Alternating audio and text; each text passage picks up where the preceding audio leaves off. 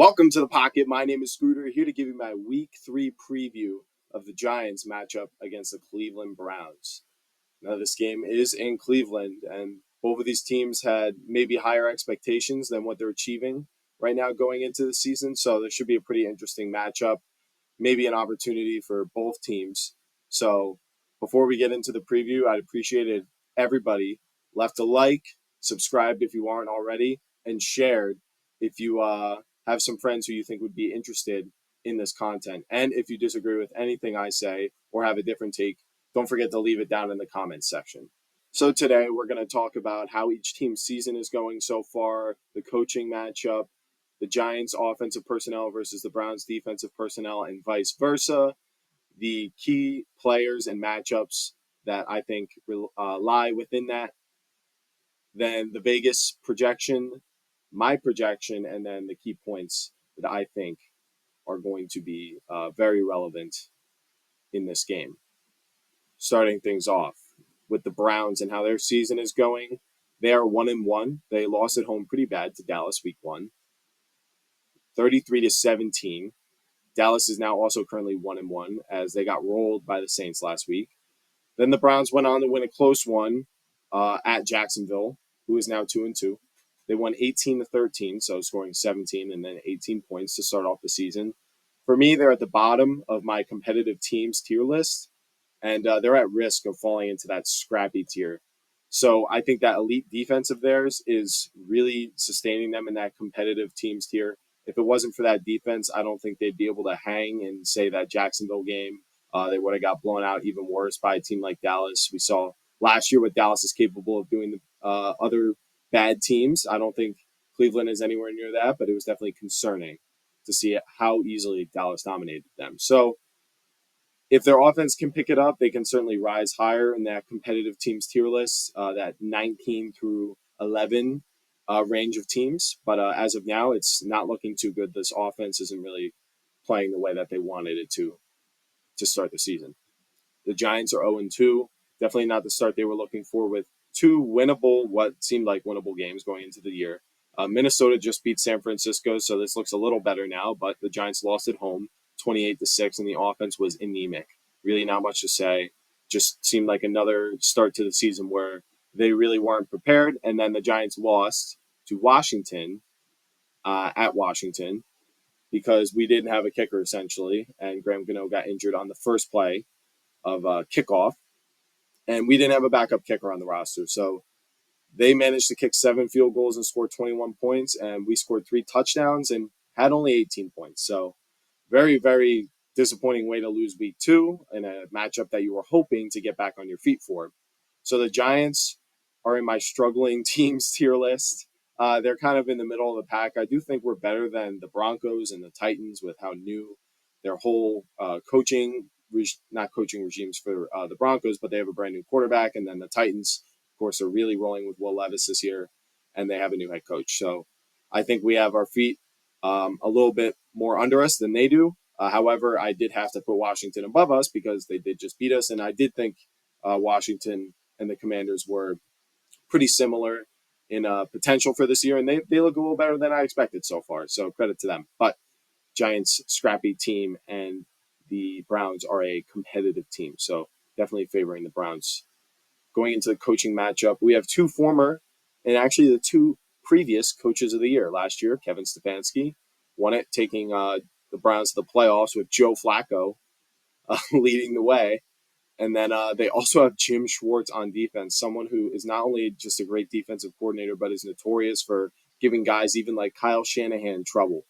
He's one of the 3 coaches that Shanahan has lost to consistently, that being Jim Schwartz as a defensive coordinator, and then Brian Flores, and then Steve Spagnuolo. So he's a very formidable defensive coach, and this is a very ferocious Browns pass defense, especially, that is gives everyone that they face trouble, except for apparently Dallas week 1. It seemed like that was maybe more of a turnover thing and a struggles on offense, but nonetheless. So it's Jim Schwartz versus Brian Dable for the Giants, who is calling the plays now. And then Kevin Stefanski is coaching against Shane Bowen, the Giants' new defensive coordinator, who hasn't really looked great so far. If if I pull up the stats for the Giants' first two games, we've let up at least 300 yards of offense in both of our games and 425 to the Commanders.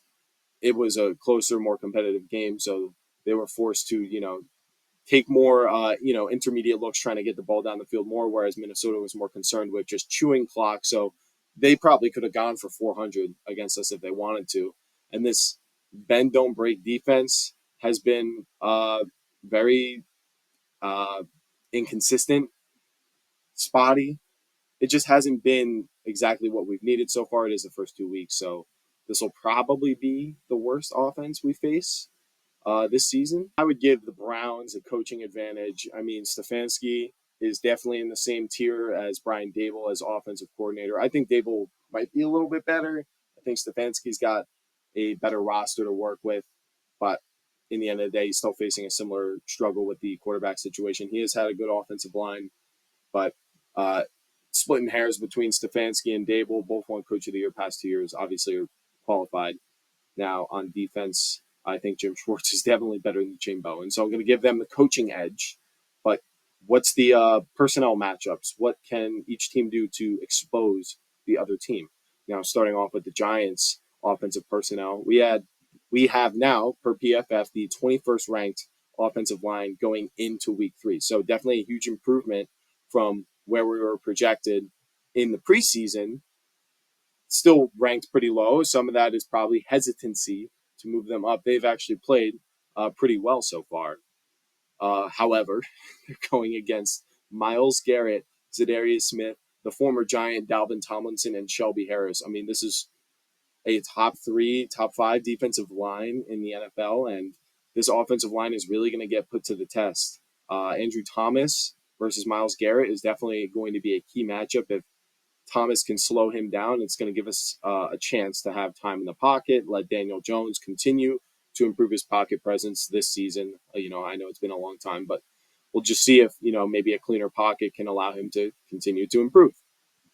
So I'd still give him the edge here, but I do think the Giants' offensive line might do a little better than people expect. If Daniel Jones doesn't settle in, though, it's not going to look good. Next is Malik Neighbors, Wan'Dale Robinson, Hyatt and Slayton versus Denzel Ward, Greg Newsome, and Martin Emerson Jr., the corners, and then Grant Delpit. No, Ronnie Hickman is their strong safety or whatever. Free safety, excuse me. So that's the secondary that they have, and it's also just as good as this defensive line. So I think I'd give them the edge here as well. I don't see anyone besides Malik Neighbors, really causing trouble for the secondary. But if we can block it up for 3 seconds, I could see Wan'Dale Robinson on some short stuff being there, continuing to move the chains. And Malik Neighbors is good enough to make a play against any great corner, in my opinion. It just needs to be a well thrown ball. So we'll see how much pressure Daniel Jones is under. A lot needs to go right for this offense to, even move the ball against this Browns defense. If it's going to be a bad day, I could see the Giants scoring as low as 6 points like they did against the Vikings. The tight ends and running backs, Theo Johnson, Bellinger, Singletary versus JOK, Devin Bush, and Jordan Hicks, give the edge to them, but it's also sort of a inconsequential thing, in my opinion. Not too many, star players for the Giants there, and pretty good linebackers for the Browns, but it's a tough position to play. Now, Browns offensive personnel versus the Giants defensive personnel. Browns have the 5th ranked O-line going into Week 3, and that's without Conklin and Willis. So even their backups are sustaining a 5th ranked offensive line. And this is going against the Giants' formidable pass rush. Brian Burns, Kayvon Thibodeau, Dexter Lawrence.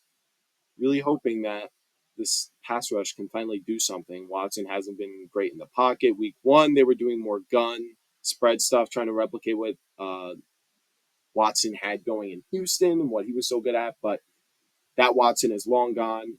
Have you seen him play this year? You got to have this guy under center. You got to have friendly play calls for him. He's not the same guy. So if they do a lot more of that stuff, kind of like the Vikings did with Darnold, then he could be, I think, effective enough to avoid this rush, kind of scheming them out, play action, making it difficult for them to get home. Definitely giving the edge to the Browns offensive line. You never know if this breakout is going to happen or not, but maybe it's up to Shane Bowen to work a little harder to help out these guys. Not sure what the issue is here. I said it last week. I can't believe these guys aren't producing. Now, the Browns receivers, Amari Cooper and Jerry Jeudy, have combined for 6 drops in the first 2 weeks. That is so bad. And Elijah Moore, he's just been a very inconsistent player throughout his career. So I think this is a get-right game for Banks, Drew Phillips, and Adoree Jackson, our 3 corners. They seemingly, whether it's because of the scheme or not, we haven't been able to really stop people from moving the ball past the 50, especially the Commanders, who kicked 7 field goals and didn't punt once, but didn't score a single touchdown. Sure, you held them to 18 points, but that chews up so much clock. It's just not the most ideal way of playing defense. These guys need to make some plays. The Browns have been pretty awful on third down. They've only had 2 third down conversions in week 1 and in week 2. That's 4 on the season. The Giants have 11. So we've actually been better on third down.